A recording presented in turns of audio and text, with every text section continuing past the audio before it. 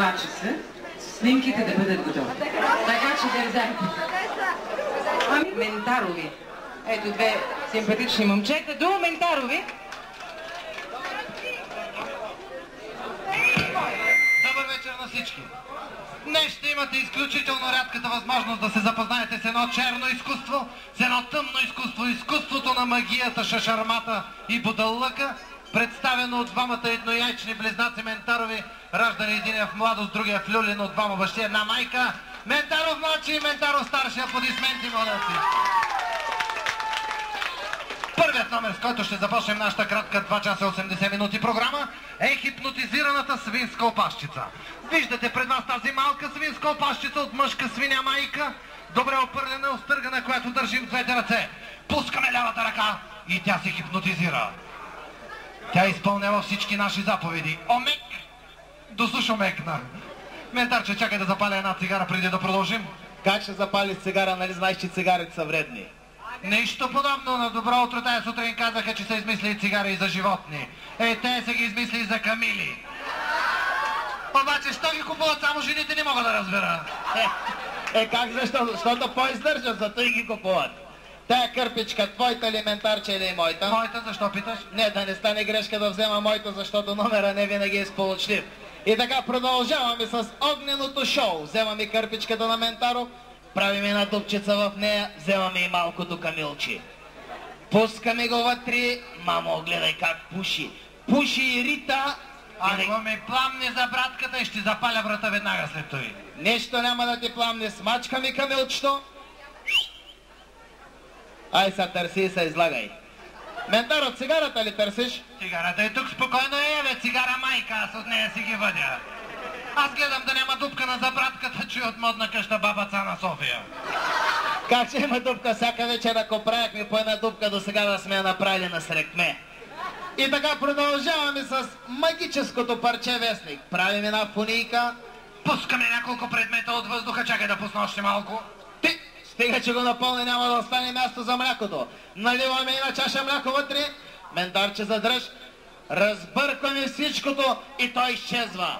Момичета, що се дръпна да го твъкна нещо? Загубих с всичко от фунията, както дамските чуропогащи напоследък по магазините. Особено черните. Ментарче, ти какво четеш? Ма в този вестник писали за нас, бе. Как го четеш, вестника обърнат наопаки? Мале вярно било за други. Връщай! Ама пак смени, вишна. Стой, той няма да мръдваш. Те един път, че пише за нас, ти ще обърнеш вестника. С твоето парче вестник повтаряш същите движения като мен. Правиш ей така. Ей, тъй да си духам ли, бе? Как ще си духа? Ще се вееш настрани, ще зама... Леко ще ме капичнеш. Късаш през средата. Той вестниче. Да не го обърнеш. Няма.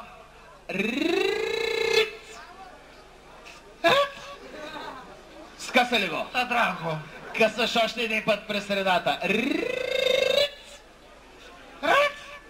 Дярнах го. Ти през средата ли го късаш? Що слъж през средата? Що питаш, бе? Чета ти много накрая средата.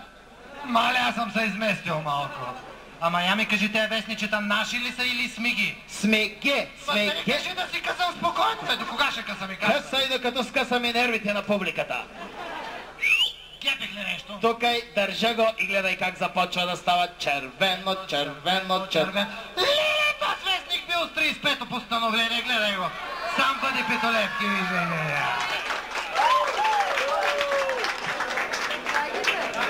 Ама знаеш ли, що не ми пляскат половината? Що? Щото се шашнаха как да пляскат. За тия, които не са зашащали, продължаваме с магическите 6 левчета. 1, 2, 3, 4, 5, 6. 6 ли са? 6. Така, махаме 1, 2, 3. Дигни ми куфара да ми... Ей го куфара, сипвай вътре. Сипвай сигурна работа. Колко останаха? Той колко? 1, 2, 3, 4, 5, 6. Ти си сбъркал, бе! Как ще сбъркам? Аз да не съм шофьор на коп такси, че да сбъркам. Сбъркам. 1, 2, 3. 1, 2, 3, 4, 5, 6. От ръкавите ли ги вадиш?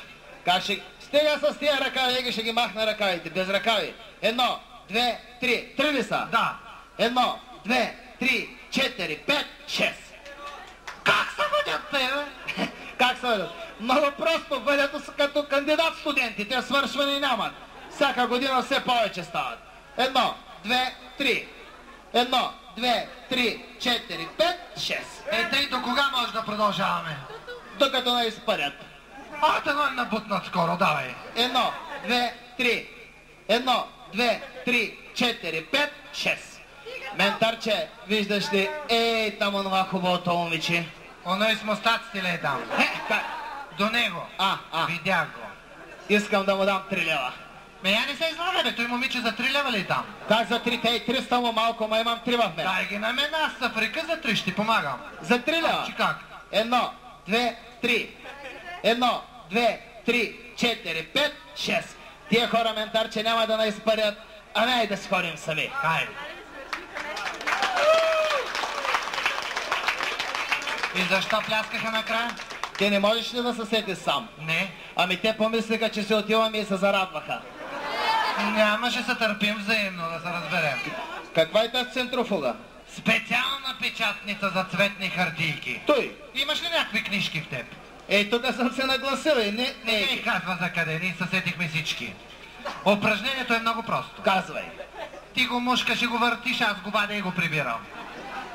Аз го мушкам и го завъртам. И аз го вадя малкото левче и го пускам в кувара. Виж кой хубавич? Ментарче, да не си ми барнал магическите левчета. Нищо не съм ти барал, бе. Сега си щък на едно зелено левче. Щък.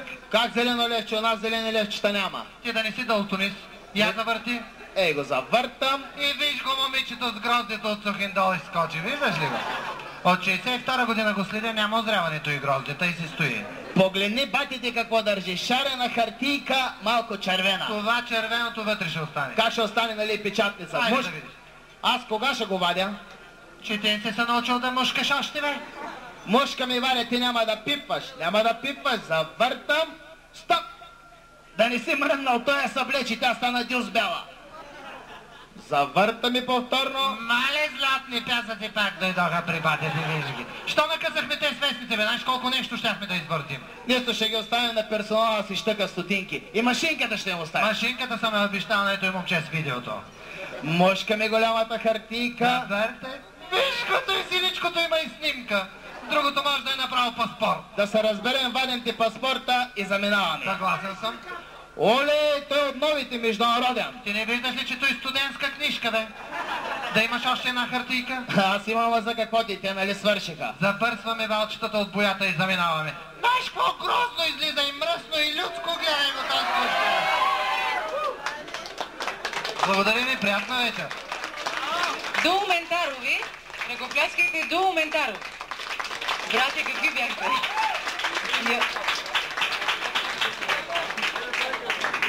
И така продължаваме с танците.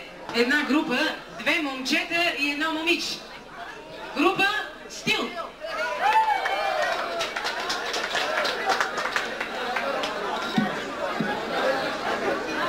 Здравейте, сладури! Айде започваме веднага. За всички момчета и момичета, присъстващи тук, е нашия пръв поздрав.